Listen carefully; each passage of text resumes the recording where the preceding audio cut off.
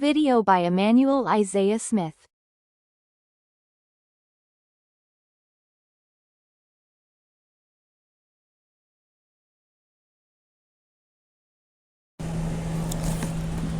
Hello, good morning. It is your host, Emmanuel Isaiah Smith, and today's date is Tuesday, December 30th, 2025. The time is 10:20 a.m., and I am in Miami, Florida.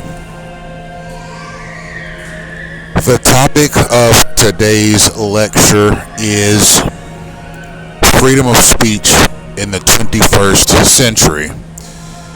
And I would like to let you know, ladies and gentlemen, that I tend to do these lectures outdoors, so I may have to raise or project my voice to drown out the background noise.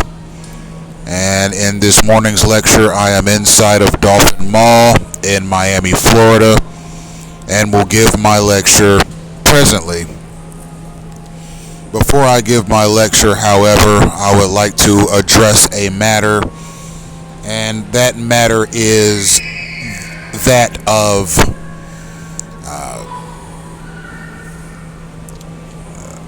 malfeasance in undercover law enforcement work, particularly here in Miami-Dade County. I've been to many big cities. I've been to Baltimore. I've been to Washington, D.C. I've visited Chicago, Illinois for about a month. I've visited Memphis, Tennessee. I've visited so many, New York City. I mean, I've visited so many big cities in this country, and no doubt I have run into or been observed by undercover operatives. I mean, it's simply just a fact of life. Undercover operatives exist, and they are used by various federal, state, and local auxiliaries and components of the U.S. federal government.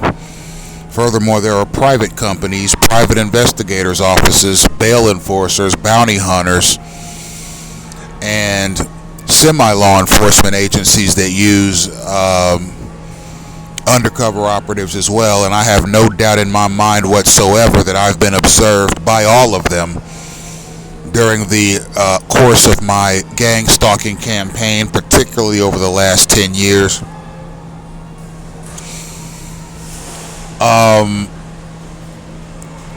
So I observe undercover operatives. I can see them walking down the street from miles away. I can even spot them when they're driving. They even just have a certain look and feel to them, a certain disposition, a certain way of carrying themselves. And many of them have this I can't wait to annoy this guy look on their face. It's not difficult to spot an undercover for me, even in a crowded room.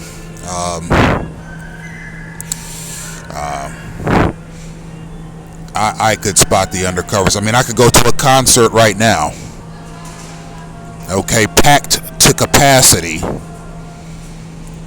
in the Cassia event stadium downtown. All right, pack it out with 30,000 people. I would be able to stand on the stage and point out and observe and correctly identify each undercover operative in the crowd with no problem whatsoever, guaranteed. And it's become even easier over the past 6 months for me to spot undercovers because I have come in contact with and crossed paths with, even called the police on so many of them for getting around me and attempting to instigate altercations and just generally having an animalistic disposition to them. towards myself and towards my significant other. I mean, could you imagine an undercover operative? I'm not going to say officer necessarily, because not all undercovers are police officers. Not all undercovers are doing law enforcement work. Some undercovers are in plain clothes for a government auxiliary or a government agency that are just commissioned to observe in plain clothes. But regardless of where they're from, regardless if they're an officer or an operative, I can spot plain clothes often because they are constantly around me. They're constantly pestering me. They're constantly harassing me. They're constantly attempting to get me sick with airborne bacteria, and they are constantly signaling other operatives and stalkers to my location to assist in the thuggery. So I can spot undercovers every day. I mean, it's not difficult, and a lot of them have really hateful dispositions to them too. Sort of this "I got something to prove" look on their face. This "oh, there's my target. You know, let me see how close I can get to him before he realizes that I'm here to instigate an altercation or a problem in the name of the law, or in the name of the state of Florida, or whoever has sent them." They just act with total unprofessionalism around me and my significant other, and they use gang stalking tactics. It's quite disgusting, and I hate that the taxpayer has to put up money for the salaries of these guys, given their classless approach to undercover work. They are extremely hostile, the ones that come around me. And if it were any different, I would tell you. I mean, if they were professional, if they conducted themselves with class and dignity, that the kind of class and dignity that is required of uniformed officers, detectives, lawyers, and judges, then I'd tell you. But they don't. I guess they figure because they're undercover and they're paid to be undercover and they're wards of the state or semi-wards of the state, that they can just simply conduct themselves as they please when they choose to, and annoy people to no end without any consequence or recourse. So it's a situation where it's like they're constantly looking for opportunities to annoy or pester people, just like gang stalkers are. But see, they look for more opportunities to do it because they sort of have this complex where they just know they can get away with it because of who they are and because of what they do for a living. So, me personally, I just try and stay away from them at all costs, just because of the danger that's there. They're dangerous.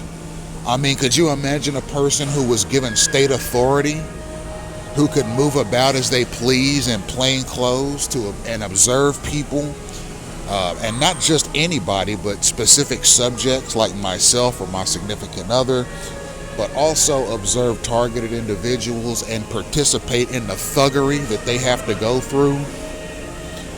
I mean, could you imagine that?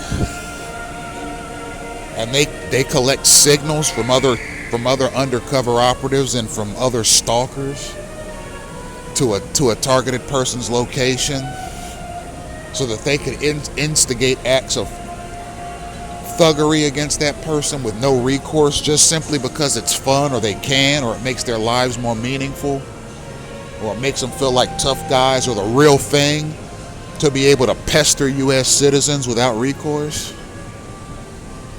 and then collect a check every month to do that. Okay, that's what I'm reporting, ladies and gentlemen. And I'm going to leave the opening there. I may do an additional video on undercover operatives at some point in the future. They really are disgusting, the ones here in Miami-Dade County. I don't think I've met a single one that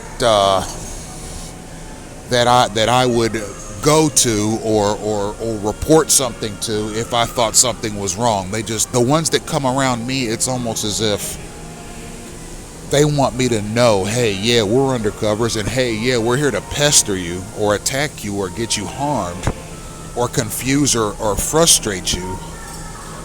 And yeah, this is what we do, and we're happy to do it to you because we know who you are. We know you like to write stuff online about gang stalking, and we want to try to make a name for ourselves as undercover operatives, and we're going to do it at your expense. So it's a sad state of affairs, ladies and gentlemen. I may do an additional video on undercover operatives. See my previous 6 videos on undercover operatives on my YouTube page.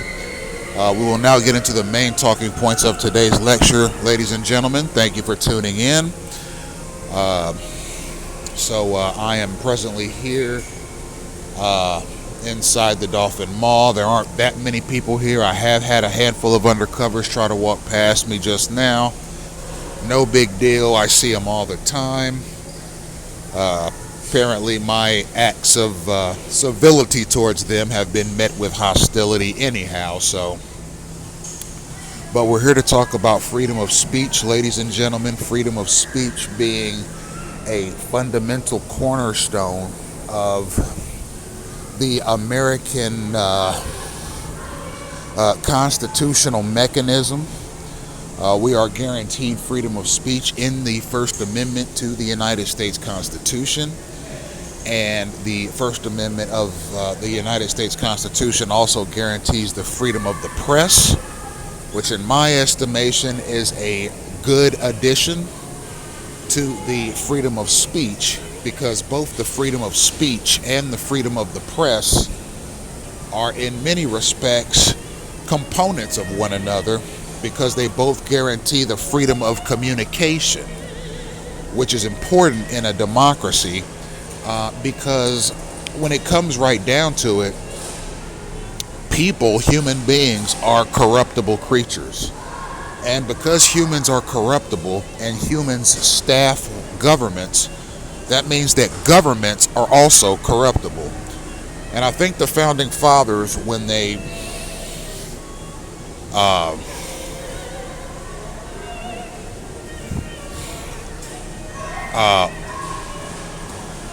constructed the United States Constitution, made sure to include free speech as a fundamental and inalienable right with respect to this new government that was being formed. Now, obviously, whether or not freedom of speech was included in the United States Constitution, it's still an inalienable right. I mean, no person, company, or government has the right to tell a person to be quiet or not to say anything. To speak is a natural human function and a natural human ability, and to speak is an inalienable right. It would almost be on par with the right to think. Could you imagine if a government told people you cannot think? It is against the law to think. If we catch you thinking, you're going to go to jail. All right? Thinking is an inalienable right. Speaking is an inalienable right. I think it was wise for the framers of the U.S. Constitution to include the right to speak freely in the United States Constitution, because it is a guard against tyranny. Okay? If tyranny manifests in the United States federal establishment in any capacity whatsoever, it's not only the right, but the duty of the American taxpayer to speak up about it. You see, I'm not just talking about clandestine gang stalking because I want to. I'm talking about clandestine gang stalking because it is my solemn duty as a United States citizen to talk about clandestine gang stalking. And the reason it's my duty to talk about clandestine gang stalking is because it is a socio-political problem. Okay, it's a societal ill. It's something that affects me negatively on a daily basis, and it's unconstitutional. So, as a U.S. citizen and one that values his rights under the Constitution and values his inalienable rights as well, I have a responsibility to report and talk about clandestine gang stalking. And quite frankly, if I were not a targeted individual and gang stalking manifested into the United States legal code through national security legislation, as it has with me, I would still want one of these targeted persons to stand up, as I have, and talk about clandestine gang stalking, because it affects all of us. You know? I mean, me personally, I'm not the kind of guy that walks around looking for issues, or looking for conspiracies, or looking for evidence of government malfeasance or social corruption anywhere I go. Okay, I'm a guy who really my entire trajectory through this world has been of the mindset that it's best to live and let live. You live your trajectory through life, let others live their trajectory through life. If you happen to cross paths with people, or form relationships with people, or acquaintanceships with people, or partnerships with people, etc., etc., let them be cordial, let them be professional, and let them be conducive to progress for all parties. And that's it. That's the extent of what I believe human interaction should be. However, when you talk about clandestine gang stalking, you have a situation where people are constantly, and mind you, these aren't just people, but wards of the state. The liaisons that I talk about are wards of the state. They are constantly signaling undercover operatives and stalkers to the location, the direct location. We're not talking the general vicinity here, but we are talking the direct location of a targeted individual, so that the stalkers and undercovers can descend upon him like a pack of wild animals. And that's countrywide, and that's across the demographic spectrum. All right, I've experienced this pestering mechanism from all the races while having lived in Tennessee, Ohio, and now South Florida. The mechanism doesn't change that much from generation to generation, or from state to state, city to city, or county to county. The protocols and the mechanisms are similar across the board, and they all apparently have the end goal of disrupting the target's movement, disrupting their relationships, disrupting their opportunities in life, and disrupting the very trajectory of their life altogether, probably as a social engineering or human experimentation or human behavior modification experiment that is happening courtesy of the taxpayer, with the help of the national security and intelligence apparatus in this country, which do a lot more, I can promise you, than investigate crimes, foreign and domestic. They conduct various experiments on the nature of humanity as well.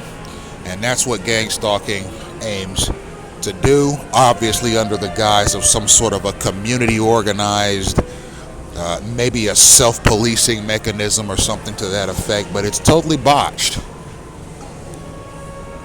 Ladies and gentlemen, it is totally botched, and it is ineffective at its core, and so ineffective in fact that one of their subjects, a targeted individual, myself, Emmanuel Isaiah Smith, was able to see right through it.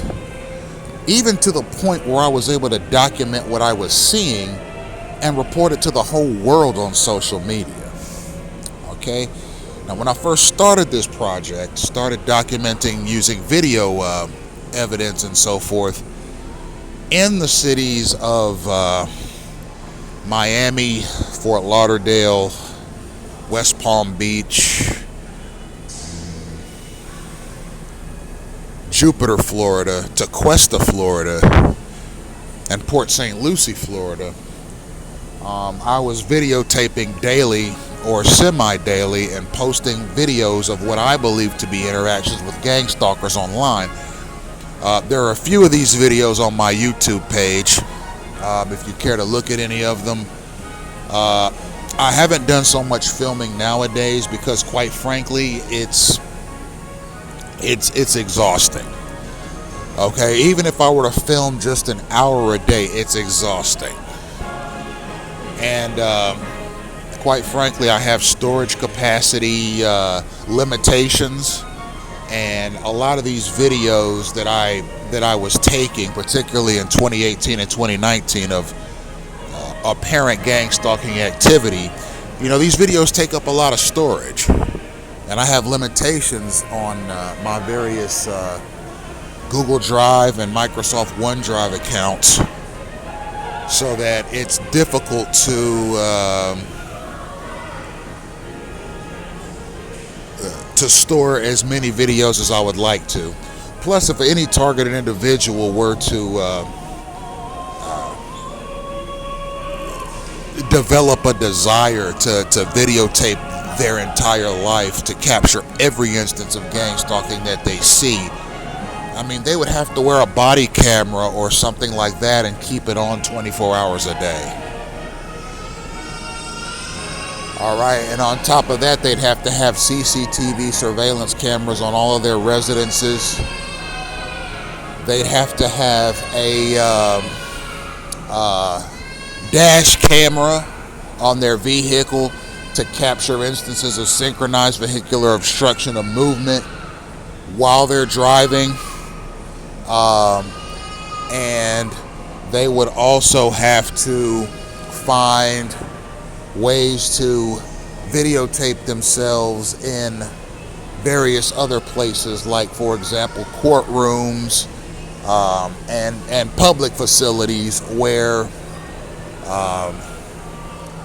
videotaping or cell phone activity or cell phone recording activity is not allowed. You see, so a targeted individual has a lot on his hands in order, if he wishes to videotape every instance of gang stalking that he encounters. I mean, I'm open to videotaping a lot of what I believe to be clandestine gang stalking and putting my findings on the internet as a video component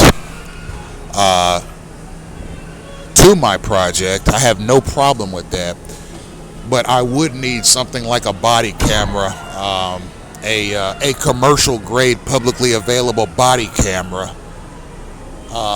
and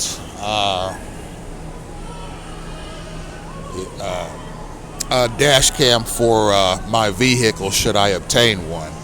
I actually think that'd be a good idea, actually, and I may look into something like that with a body camera to give my viewers a visual representation of what it is I'm alleging with respect to clandestine gang stalking. But no longer will I just videotape with my phone or tablet. I just have too many storage limitations, but we'll look at potentially in the future using a body camera, a commercially available body camera, to videotape quite a bit of the clandestine gang stalking that I experience every day, actually. So I would like to get back into the free speech component of this lecture, ladies and gentlemen, which is the talking point of this lecture. Free speech, in my estimation, at its root, is it's a weapon against tyranny, but it's also a self-defense tool. You see, by being able to exercise free speech, no person will ever again be made a slave by the United States federal government. And I'm not just talking about Africans. I'm talking about anybody. Okay? This is a government that is of the people, by the people, and for the people. And quite frankly, I don't think, even in the national security age, that programs like clandestine gang stalking ought to exist without opposition. Okay, without opposition, gang stalking could make slaves out of the country, not just the demographics or the segments of the population that experience gang stalking, but the entire country could be enslaved in various capacities by the military-industrial complex and its various public and private components. I've oftentimes said that the beneficiary of clandestine gang stalking is the military-industrial complex. What that means is that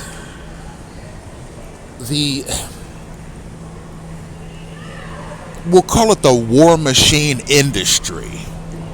Okay, those companies that design, develop, and manufacture machines that are used in times of war, weaponry, surveillance equipment, drones, army tanks, submarines, naval destroyers, F-22 bombers, F-16 Raptors, combat helicopters,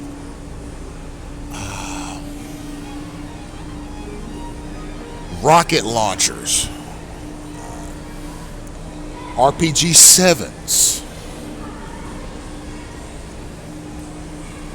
data interceptors, GPS technology.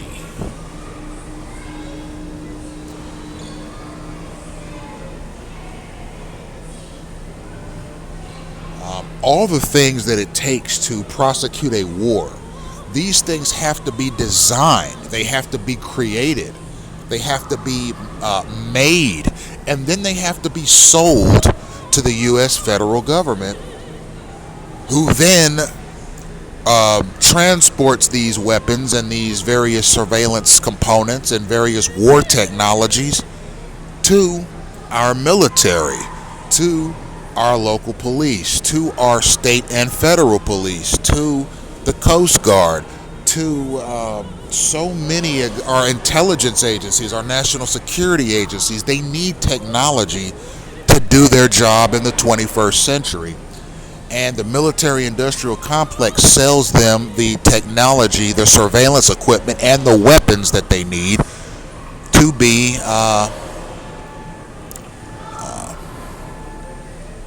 persons that occupy their job.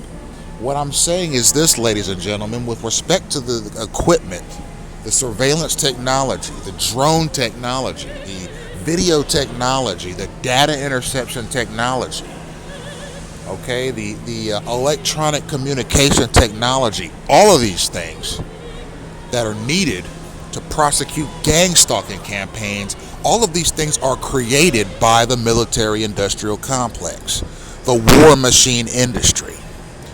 Okay, and this industry sells these gadgets and these components of the war machine industry to the national security agency, to the intelligence agencies around the country, and these intelligence agencies use this equipment to prosecute gang stalking campaigns against people. So when you talk about clandestine gang stalking, you're talking about an industry behind it, namely the military-industrial complex, which reaps untold billions and billions and billions, probably $200 or $300 billion a year in profits, doing business with the U.S. federal government. And what does the federal government do? It takes this equipment and uses them against citizens in gang stalking campaigns. All right, that's gross. It's disgusting. Okay, all this military-industrial complex material is being used in gang stalking campaigns. It's being used overseas. It was used in the war on terrorism. It was used in wars all throughout the history of this country. But we're not at war right now. So how do you feed the military-industrial complex? Well, you go to war with your own citizens. That way, you can continue to feed the military-industrial complex its $2 trillion a year so you can have a need for its war machines, for its surveillance equipment, for its GPS trackers, its Stingray devices, its email interceptors. All of these things. You see, ladies and gentlemen, the military-industrial complex is one of those tricky things, right? You want it to be sort of this one-stop shop of military equipment that's supposed to benefit the United States in keeping itself safe and its citizens in times of peace and war. But it's being milked. It's being milked like a gigantic cow, all right, by its executives. We're doing expenditures like gang stalking that require probably upwards of $100 billion a year to prosecute. That's an extra $100 billion a year in purchases to the military-industrial complex for the kinds of weapons technology that it needs to prosecute clandestine gang stalking campaigns.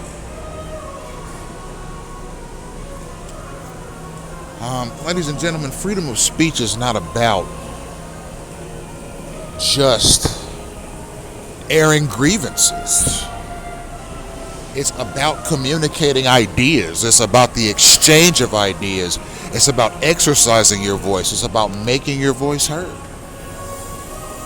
You can't infringe upon a person's freedom of speech. It is a very, very basic right. And these are the kinds of rights that cannot be taken away from a person, not by anyone else, not by any company, not by any government, because these are rights that are given to you by God or nature.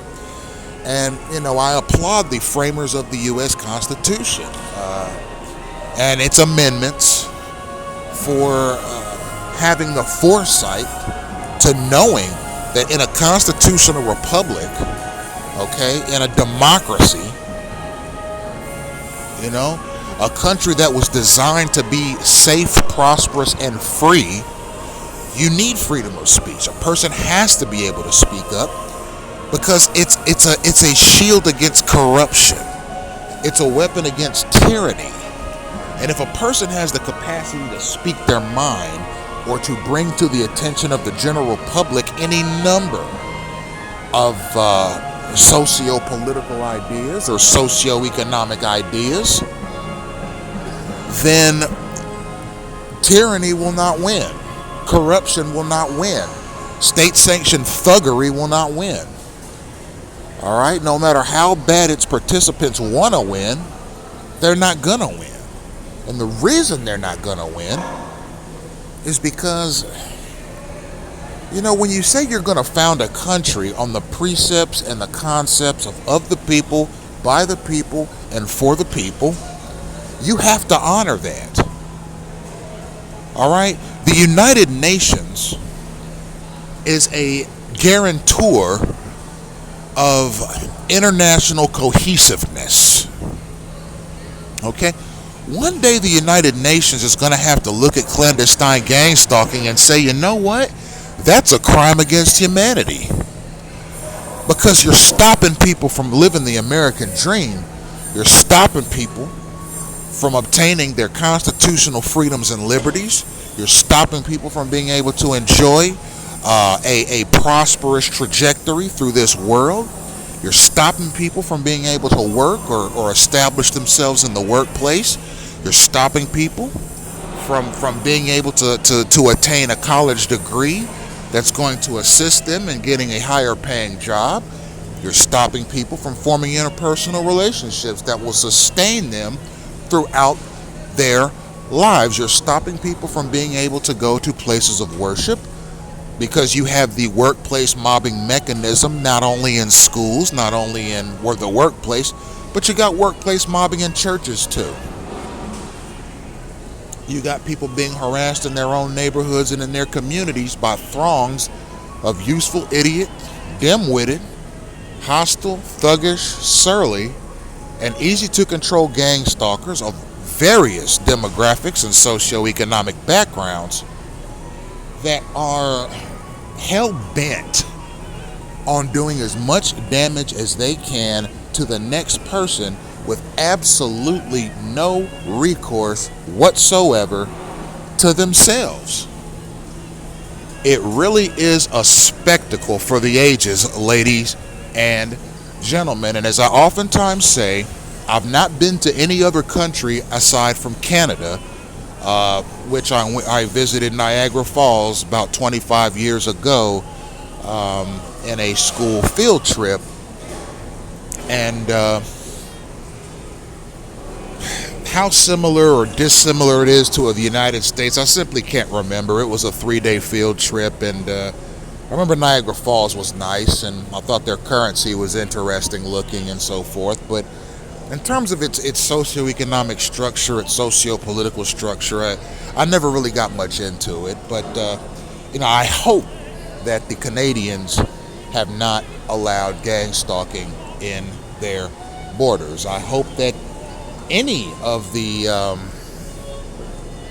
King of England's domains have not allowed gang stalking to manifest in them, and I realize that the United Kingdom is, which is a country that I have admired over the years, and I've tuned into British politics from time to time.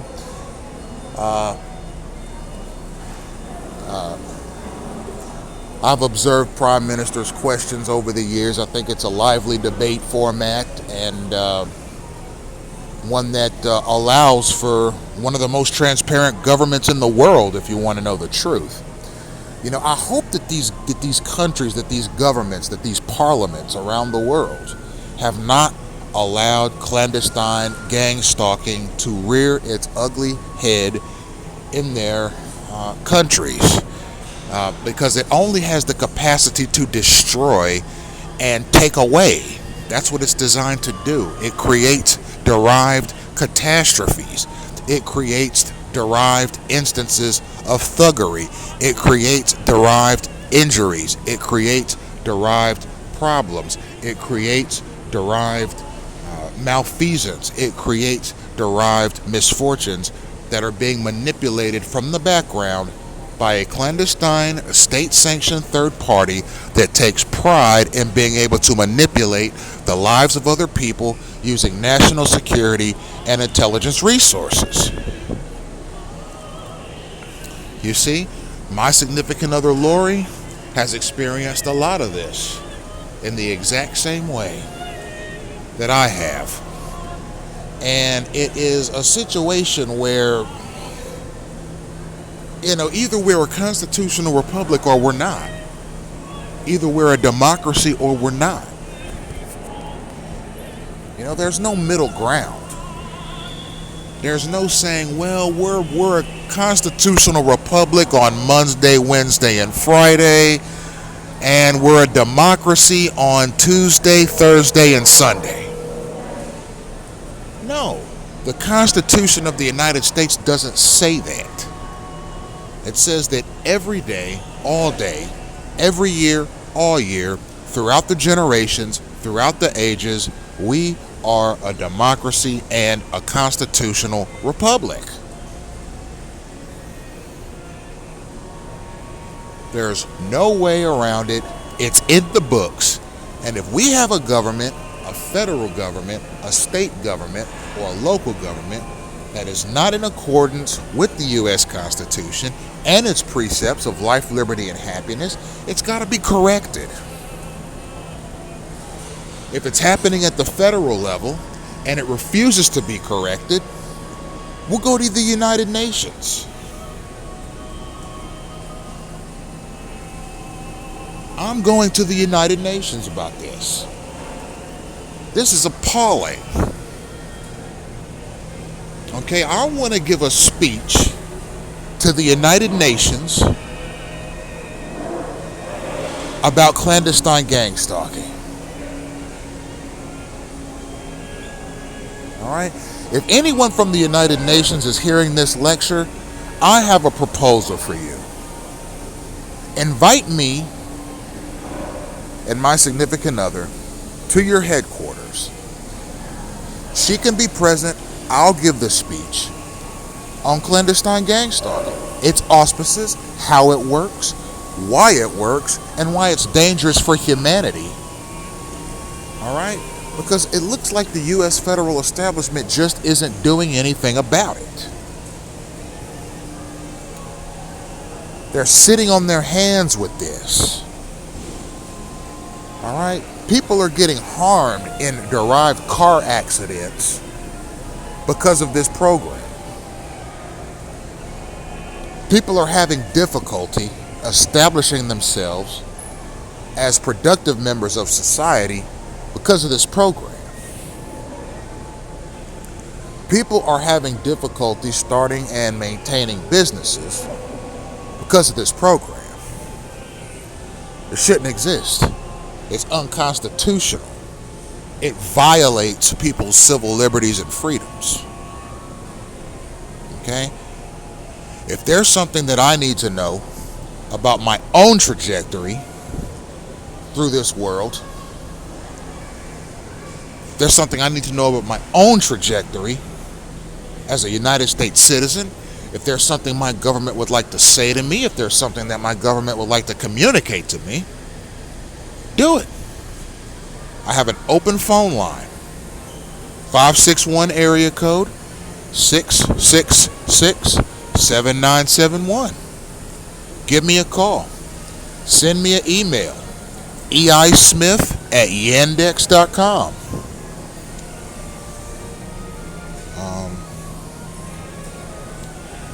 Let me know if there's something that I need to know. If there's something the U.S. federal government thinks I need to know, let me know. Don't send a crew of stalkers to me to try and communicate something to me through street theater. Quite frankly, I don't want nothing to do with your stalkers. Apparently they like to spread germs through the air as they maneuver about. They're biohazards. And I live in South Florida, which is just off the coast of Cuba, a country that the United States has designated as a state sponsor of terrorism over and over again since 1982. You know, I got persons from this part of the world and others here now perpetrating acts of organized street theater and thuggery, harassment and intimidation, getting in my way, attempting to use the vehicular obstruction of movement mechanism to run me and my significant over with vehicles. I got persons in various public and private facilities, including libraries and public works, parks, and so forth, using state-sanctioned acts of thuggery against me and my significant other. And because this is happening at a federal level, because it's a federally authorized program, the federal government has to do something about it. If the federal government doesn't do anything about it, then I'm going to have to start addressing the United Nations to investigating the United States of America for crimes against humanity. And quite frankly, that's what gang stalking is. I mean, it's not a situation like in Nazi Germany where Adolf Hitler was rounding up people by the dozens and forcing them into concentration camps where they starved to death. No, it looks like just open air disruption and thuggery that's supposed to essentially cause a person's quality of living to degenerate over time because of the deleteriousness of the program.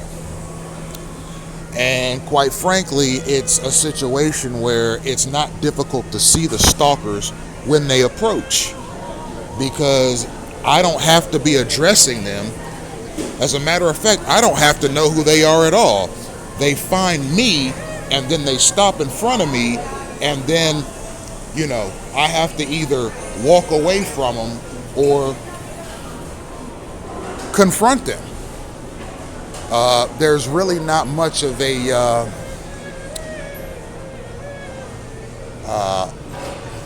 there's no compromise. There's no intelligent discourse. There's no diplomacy. It's just I'm out and about, minding my own business, doing what I do, enjoying myself wherever I could be, and up comes some thug or some stalker to spoil what I have going on, or even try and communicate some airborne bacterial infection to me, or some other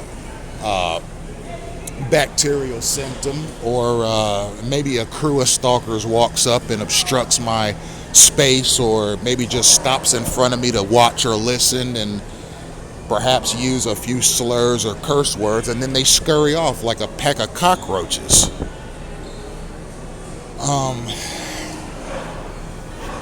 It boggles the mind, because it's such a blatant interference of constitutional rights and freedoms that I happen to experience every day, seemingly all day, and it's so blatant. It's so blatant. I mean, I very well may get a body camera and start filming this stuff. I mean, it's so blatant. And for the U.S. federal government to remain as silent about this matter as it has, it really is a sad state of affairs, because history will judge.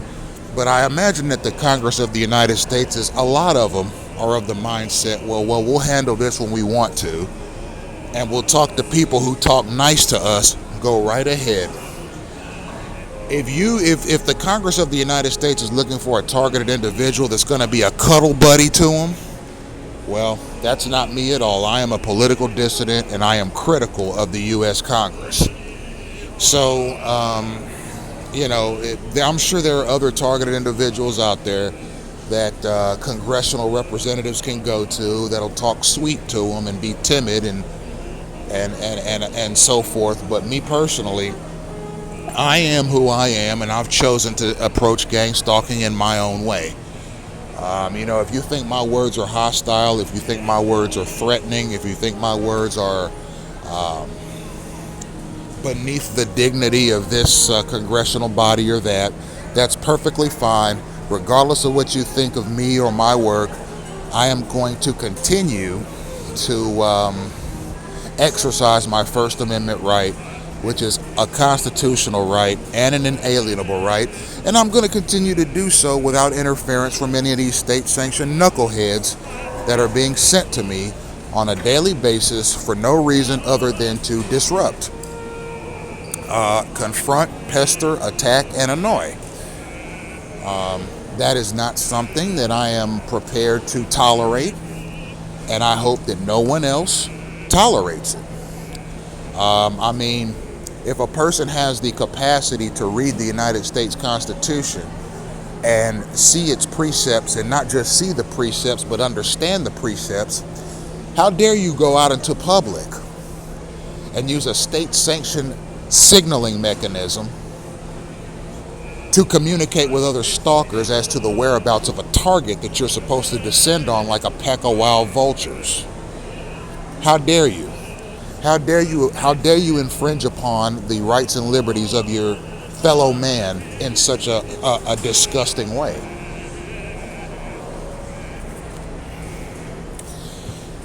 Ladies and gentlemen, I am of the mindset that in order for this problem to be remedied, Congress has to acknowledge it. I know it's going to be embarrassing, but it should be embarrassing, so that no government anywhere in the world has the audacity to allow something like this to be implemented ever again. Ever again. Okay, I'll tell you what separates me from you. And I'm talking to my liaisons, undercovers, and stalkers here. I'm going to tell you what separates me from you. It's the Constitution of the United States. The Constitution of the United States allows me to not have to interact with you at all. And the reason I don't have to interact with you at all is because interactions with you diminishes my ability to obtain life, liberty, and happiness. And because my interactions with you is a way for me to quickly become immediately exposed to people who are using a very dangerous, very hateful, very violent, and very bigoted communication system to find, locate, and harm people just simply because you were told to by somebody. You know, I have no business with you at all, and quite frankly, I think you're disgusting. I think your cohorts are disgusting, and I think anyone that you know that uses such a mechanism is disgusting. And quite frankly, you ought to be ashamed of yourselves, and I hate that the Constitution, the United States Constitution, has been ignored and trampled upon in such a horrific way by the military-industrial complex, the national security apparatus in this country, and the intelligence apparatus of this country. Congress, you know, you should really get on top of this when this has the capacity to embarrass the United States. Okay, not only to its enemies, but to its allies. And it has the capacity to harm the United States going forward.